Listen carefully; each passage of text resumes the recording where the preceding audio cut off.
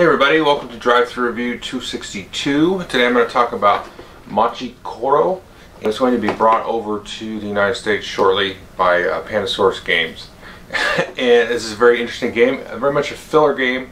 It takes about 30 minutes to play, plays 2 to 4 players. It's kind of a card dice game, almost like a deck building game with dice, but it's not like Warriors or anything like that. It's kind of different and kind of weird. Let me show you how it works, and I'll come back and tell you what I think. Okay, here you can see just about everything you're going to get in the game. The main thing you're going to be looking at here are these stacks of cards. These are kind of laid out sort of like Dominion. One thing you can see here, all the cards are going to have a number at the top. So this is a 9. It's going to have a little icon and a name there, and then a little bit of a special ability. And then here's the cost down here to buy. So you need $6 to buy that. And here you've got, the 1 here. This is a wheat field, and this costs $1 to buy, and it's got a little special ability. So during the game you're going to be buying these and acquiring these, kind of adding to your repertoire of skills and abilities that you can do. Just a quick note, mine didn't actually come with 2 6-sided dice. I don't know if that's normal, it was just an accident, but no big deal. It's 2 6-sided dice, I got plenty of those. But if you don't get them, then maybe that's par for the course. Now, all the players are going to start with a little bit of a tableau of cards. So everybody has the same 4 monuments here, and you can see these are kind of under construction here. The object of the game is to build all 4 of these. You can see here the cost is actually quite a bit. That's 16. This radio tower here is 22. And once you build them, you also get access to their special ability here. So once every turn you can choose to reroll your dice. And everybody also is going to start with a wheat field and a bakery. And you start with $3, which are these tiddlywinks. So on your turn, you're going to take and roll a die, and then you're going to look and see what you rolled. So here I rolled a 1. Now the interesting thing about the cards here is the blue cards and some of the other cards are going to be kind of activated on everybody's turn. So good example here, we rolled a 1. So we take a look at 1, get 1 coin on the bank on anyone's turn. So everybody starts with one of these, so everybody's going to be collecting $1.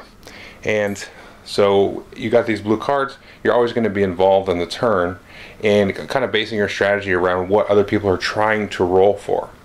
Now another example here is we have the 2 and 3. So if you rolled a 2 or a 3, it says get 1 coin from the bank on your turn only. So if I'd roll a 2 or 3, I'd collect $1. Nobody else will collect $1, even if they have the bakery. So on your turn you're going to roll a die, and then if you want, you can purchase a new building.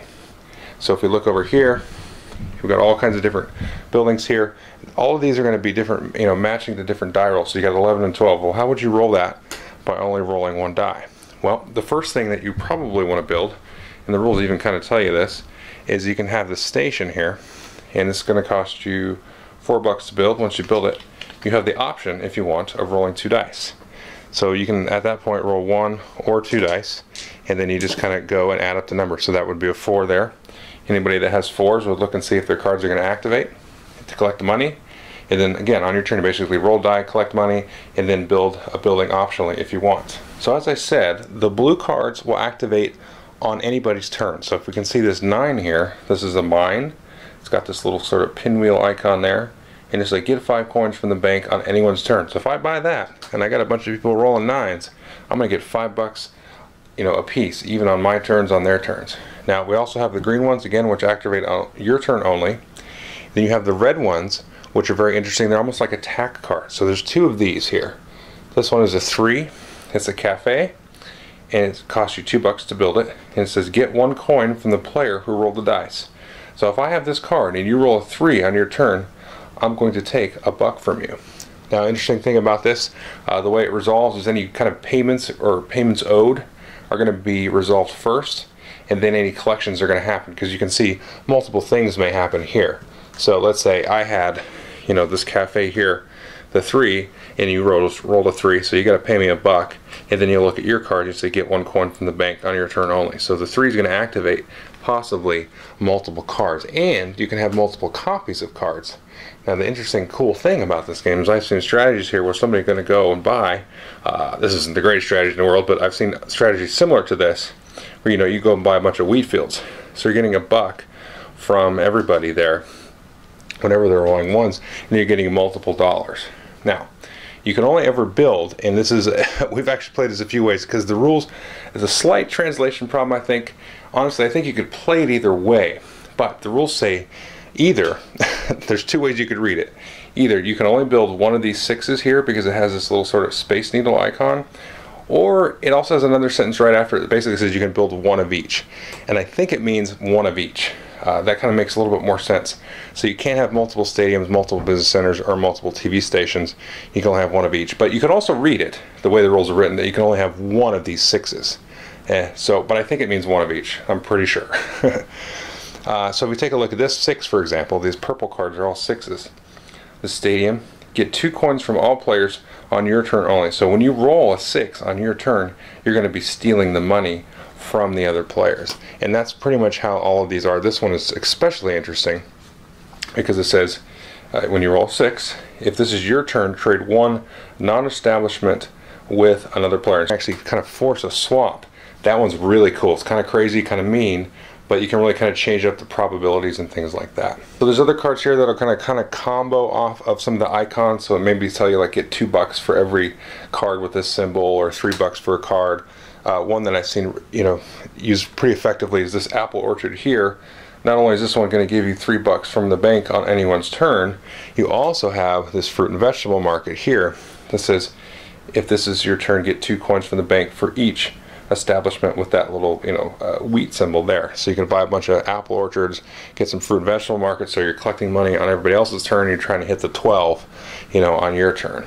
And again, the object of the game is to get these guys built here, and these have some different cool special abilities as well. And that's pretty much the game. Okay, I hope you enjoyed the overview. This is a really fun game, and fun in a kind of whimsical way. You basically rolling dice, just grabbing cards. There's a few kind of different sort of strategies that you can try to do. You can try to cover like every possible number, because you start with a 1, a 2, and a 3 covered, and so maybe one strategy is to sort of get the 4, 5, and 6 pretty early.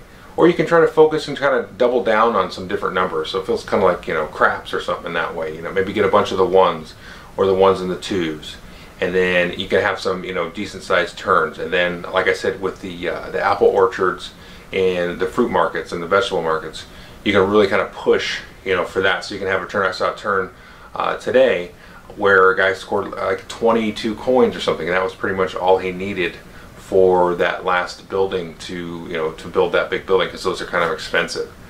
So there's some interesting kind of probability things that you can try to do to sort of balance off what other people are trying to go for with their rolls. So if somebody's trying to roll the 9s and 10s, you can grab that red 9 and 10 building. And that one, if they do roll it, then they got to pay you first before they collect income, and then you can maybe try to work some of the other numbers. And those 6s are very interesting, especially that one that makes you trade other cards with each other. We played it where we only had one of the 6s in, and you can swap out one 6 for another 6. So I can kind of see where this is very expandable in a lot of ways. Especially with like the 6s and the red cards and things. You kind of like your basic cards that kind of get you generating a little bit of money, but you can swap in some other cards that have some different crazy effects and things like that. Maybe changing your die rolls or whatever it is. But as the game stands, it's a pretty nice little core filler of a game that can really turn into a nice cool system that can have a lot of different expansions and different permutations and things on that sort of basic gameplay. Anyway, as it stands, it's pretty neat. You definitely have to keep track of all of the different abilities that you have, because especially those blue cards, you got to watch and say, oh, you rolled a 5, so now I've got to collect some money. But then again, you have other cards that will combo off the icons, like the little coffee cups and the little like the pinwheels and stuff. So you have to watch for those. And remember, some cards will give you like a +1 bonus out of certain types of cards. Like if this card gives you any money at all, it'll give you an extra buck. So the first time you play it, at least maybe the first 2 times, it'll be a little bit of time digesting all those sort of different combinations. But then you get kind of used to it. So after a couple of plays, you get really into it, and the game starts to play super quick. So yeah, it's a nice kind of solid little filler that I think could use maybe another deck of cards. You can kind of choose this one and swap that one in, and you can kind of play around and get these different cool combinations to get some, you know, variance in the game state. So anyway, that's Machi Koro. I think they are planning to do some new stuff with it. Don't quote me on that. It was just kind of some different things I was reading online about it. So I think this could be an expandable thing. It'll be interesting to see what the game looks like, you know, when it gets distributed, at least over here in the United States. Hopefully in the future elsewhere as well. But anyway, that's Machi Koro. Definitely, you know, watch out for it. Thanks.